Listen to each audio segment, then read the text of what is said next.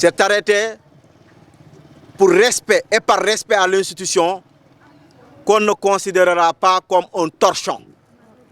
Mais effectivement, cet arrêté, s'il vient d'un ministre de la République du Sénégal, qu'il sache qu'il n'a pas été un bon ministre, qui a pris cet arrêté irréfléchi en réalité. Cet arrêté qui est révolu pour une époque, pour un pays qui se dit un pays d'équité. Comment pouvez-vous comprendre que les navires de pêche étrangers qui sillonnent nos côtes, qui prennent tous les poissons qu'on a, toutes les ressources halieutiques qu'on a, qu'ils ne puissent pas débarquer dans les ports régionaux, à savoir le port ou le quai de pêche de Ziguinchor. Et que forcément, ces navires doivent accoster au niveau de Dakar pour débarquer les produits halieutiques, pêcher dans nos côtes, pêcher dans les profondeurs de la Casamance, pêcher dans les profondeurs des eaux sénégalaises. Nous pensons que c'est irréfléchi. À la limite, c'est une aberration et autre chose, c'est à la limite un manque de respect notoire pour les populations de la verte Casamance, pour les populations sénégalaises. Évidemment, nous venons d'avoir connaissance de cet arrêté-là. Mais les Ziguinchorois et tout le monde verra que même dans nos plats à la maison, que nous nous contentons de ce que les Diola appellent Siporok, que les Wolof appellent Djenouchof, Was ou les carpes. Et notre alimentation à la limite est appauvrie parfois parce que nous ne pouvons pas nous contenter d'avoir du bon poisson.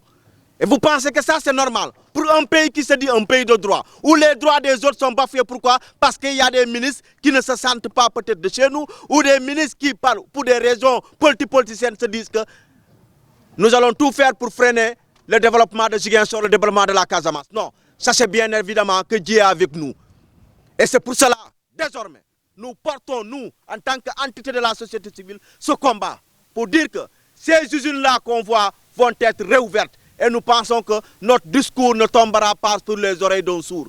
Parce que les gouvernants, les nouveaux gouvernants nous disent que c'est le Djoub Djoubanti. Et il n'y a rien de tel que le Djoub Djoubanti au niveau des quais de pêche de la Casamance, mais au niveau de ces usines-là qui malheureusement n'ont pas ouvert leurs portes. Pourquoi?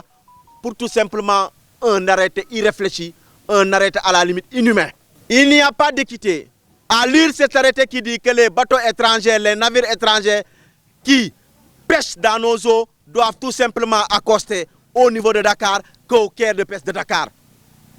Et nous demandons au ministre, à l'actuel ministre, de tout faire pour corriger cet arrêté irréfléchi, je dirais bien, ou nous dirons bien cet torchon-là qu'on nous a fourni pour dire que vous de la Casamance, vous de Ziguinchor, non seulement vous ne verrez pas du bon poisson, mais vos usines vont être fermées pour le restant de leur vie.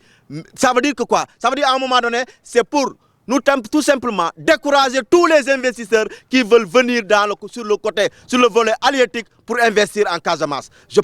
Nous pensons que ce n'est pas sérieux.